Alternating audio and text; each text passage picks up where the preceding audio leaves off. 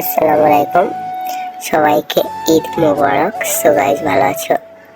আশা করি আমিও ভালো আছি। সো আজকে ব্লগটা করার উদ্দেশ্য যে আমার তো ঈদ কাটছে খুব খারাপভাবে। তোমাদের কেমন কাটছে কমেন্টে জানাতে ভুলবে না। সো সারাদিন ঈদের দিন ঘুমালাম, তো ঘুম থেকে উঠলাম, উঠে কিছু খেয়ে ভাবলাম যে ঘরে বসে থাকলে তো হবে না, ঘর থেকে তো বার হতে হবে। সেই কারণে ঘর থেকে বার হলাম, কোথাও ঘুরতে যাই কি দেখি। সো যাচ্ছিলাম এক জায়গায়, সো যেতে যেতে ব্লগটা শ্যুট করলাম। সো আমাকে ক্ষমা করবেন, সেই কারণে মুখটা দেখা যাচ্ছিল না, সেটা আমি বুঝতে পারিনি, ঠিক আছে? তো পরে এখনও দেখিনি যে মুখটা দেখা যাচ্ছিল না। সো পরে দেখলাম যে মুখটা দেখা যাচ্ছে না। সো সেইভাবে আছে, আর কি করবো। এখন ব্লগটা এডিট করার সময় দেখলাম যে মুখ দেখা যাচ্ছে না, তো আমি তো আর ভিডিওটা অনেকভাবে করতে পারবো না। সেই কারণে আমি এভাবে এডিট করে দিচ্ছি। কোনো সমস্যা হলে আমাকে কমেন্ট করবেন। সো যাবো একটু চারমিনার থেকে একটু ঘোরাফেরা করবো। ঘোরাফেরা করার পরে কিছু খেয়ে দিয়ে ঘরে চলে আসবো।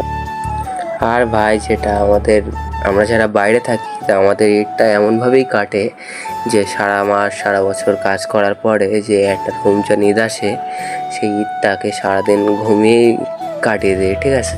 সো ঈদের পরের দিন একটু ঘোরাফেরা করি।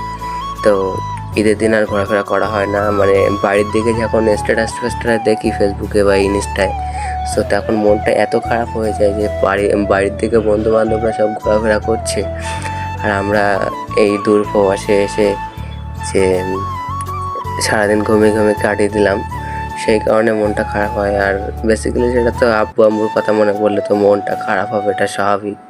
সো কিছু করার নেই। সো আমাদের মন না তা পাথর, আমরা বুঝতে পারি না, ঠিক আছে? সো কিছু করার নেই। সো ব্লগটা দেখতে থাকো। টাটা।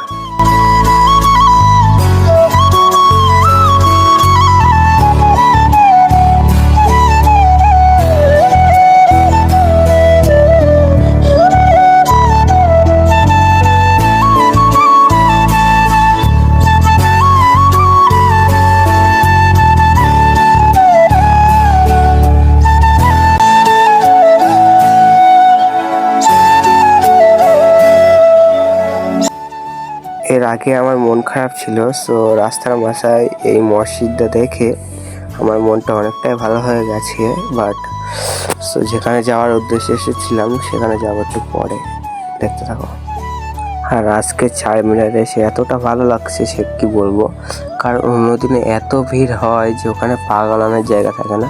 সো আজকে ঈদের পরের দিন, তো আজকে অনেকটাই খালি ছিল, ঠিক আছে? সো সেই কারণে আর কি চারমিনার থেকে খুশি মনে বার হয়ে এলাম। সো এসে দেখলাম যে কিছু খেতে হবে, তাই খেতে যাচ্ছিলাম যে কিছু খাতি, ঠিক আছে?